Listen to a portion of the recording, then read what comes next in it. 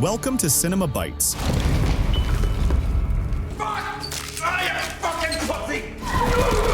your go-to for movie recaps in a flash. Big twists, epic moments, all in just minutes. The story began with a girl named Eva. There were boxes for her to pack as she was going on a trip with her friends from school. Her friend Tamara was supposed to join her so they could walk together. After a short while, Tamara arrived, and they started chatting excitedly. Their siblings were thrilled about the trip because it was an annual event. Eva told her, "I heard they're planning to take us to the forest to camp." Tamara laughed and said, "Why are you laughing? I've always wanted to go to the forest." The issue was that Tamara was distracted by her phone while walking and accidentally bumped into a classmate, Randall, who was carrying a trash bin. They apologized to him, saying it was unintentional, and then headed to school. At school, the trip supervisor gathered them in front of the bus to collect their phones. Everything seemed fine as they boarded the bus and found their seats. The bus started moving toward the forest, but after a while the supervisor noticed something was wrong. He woke up the driver and said, "You're going the wrong way." The driver replied, "I took a shortcut to get there faster." But suddenly, blood covered the bus windshield, and the students panicked and started screaming. The driver lost control of the bus, and unfortunately, they had an accident. Most of the students were injured, but the real problem was the thick smoke surrounding the area. They turned on the radio and heard an announcement about a virus spreading throughout the city, urging everyone to reach a safe station immediately. The students were terrified, unsure of what to do. Eva noticed someone outside the bus, banging on the window with bloody hands. The students were all scared and didn't want to let him in. The supervisor tried to calm them down, saying, "Don't worry, he just needs help." But as they opened the door, the man attacked the supervisor, strangling him. The students screamed in horror and tried to escape through the back door. In the chaos, Eva fell inside the bus, and while trying to help her, her friends were grabbed by the man. The students fled the bus, terrified and lost, unsure of where to go. Jack said, "This must be the virus we heard about on the radio. It's better if we leave this place before they attack us." Randall found a house nearby and suggested they hide there. They entered and discovered a man eating a dead horse inside, realizing there might be a zombie. And they saw another building and walked towards it. They found the building with drawings like this, and they expected that it was a studio, but it was deserted and empty like this. This means it was a safe place to hide. Anyway, they entered this place and closed all the doors and explained well to prevent zombies from attacking them. They agreed to divide themselves into two groups, and each group would look for anything that could help them. After this, Randall told Eva that Randall admired her, but she did not express it and gave him the brand. This is because he has a weak personality and the whole school is ugly. They decided to search the house for weapons to defend themselves. While searching, they heard a noise at the door. Eva found her friend running toward the house but wasn't alone. Her friend explained that she was attacked on the bus but managed to escape.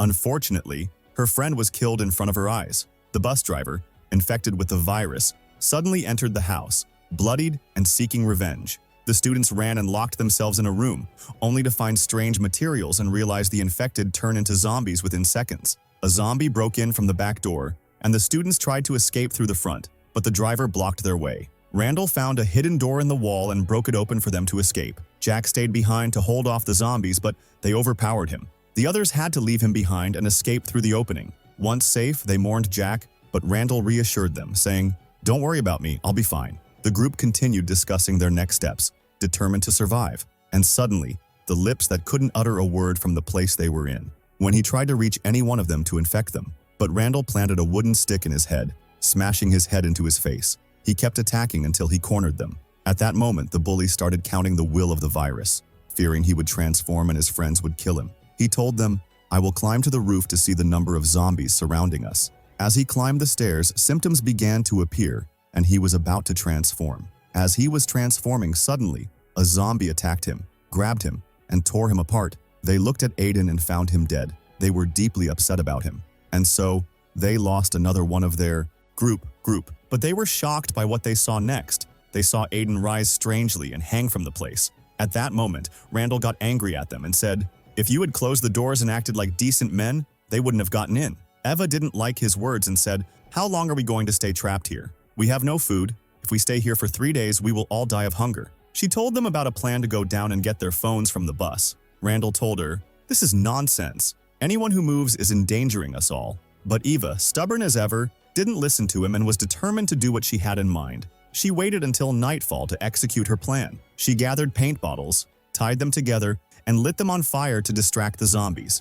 She then climbed down from the house and told her friend she would retrieve the phones from the bus in return. Her friend asked, "Are you crazy? If you go out there, you'll die." But Eva didn't care and didn't listen to him. She was determined to leave, and when he couldn't convince her otherwise, he decided to go with her. They reached the bus and found the bag of phones, but to their shock, all the phones were broken. At that moment, she felt despair and realized she might die in this place. Her friend tried to comfort her, saying, "We will get out of here, God willing." Later, they tried to turn on the radio to hear any news. Strangely, they heard the same message they had heard earlier in the morning. Surprised, they found a cassette in the radio playing the recorded message. They realized someone had planned this whole thing. At that moment, her friend injected her with a substance after discovering their plan. He told her, "This is a small dose. It won't harm you." Afterward, she lost consciousness and collapsed. Randall arrived and thanked her friend for stopping her before the plan was exposed. We return back a month and see how Randall conspired with Mike to take revenge on Jack. Jack had always been a bully, constantly mocking them in front of others.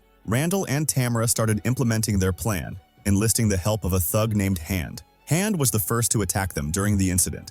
They began their operation from a hidden studio, with the driver also helping them. The driver had joined their plan because the trip supervisor had bullied him as well. The blood at the bus station was part of their setup. Hand, who was involved in drugs, provided them with a strange drug that made people act bizarrely. When Hand attacked them on the bus, he injected them with this drug, causing them to behave like zombies. Eva overheard their plan and understood everything. Hand told them their bullying friends were locked in a cage, and the drug's effects would wear off in 5 hours. Indeed, they left the bus and headed to the house, leaving Hand behind on the bus with Eva. Eva tried to crawl out, but Hand saw her and tried to attack her. However, Eva managed to strike him and finish him off. Meanwhile, Randall reached the building. Tamara, worried about Eva, asked him about her. He told her, "Unfortunately, Eva is dead." Afterward, he told his group that the infected must all be locked in the cage and eliminated before they could harm them. He handed out weapons, and they headed toward the cage. At that moment, Eva arrived and tried to stop them before they killed their friends.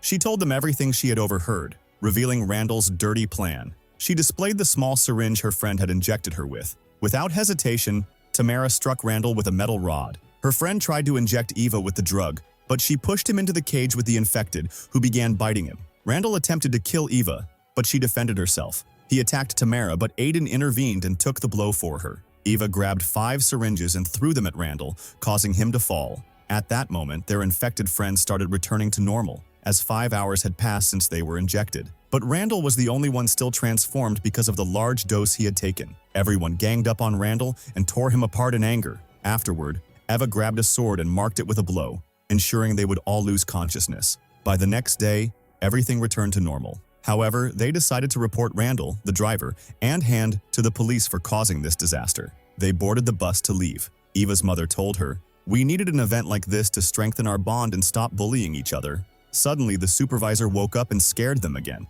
And that's where the story ends. Don't forget to like, comment, subscribe, and share the video with your friends. I'll see you in the next video.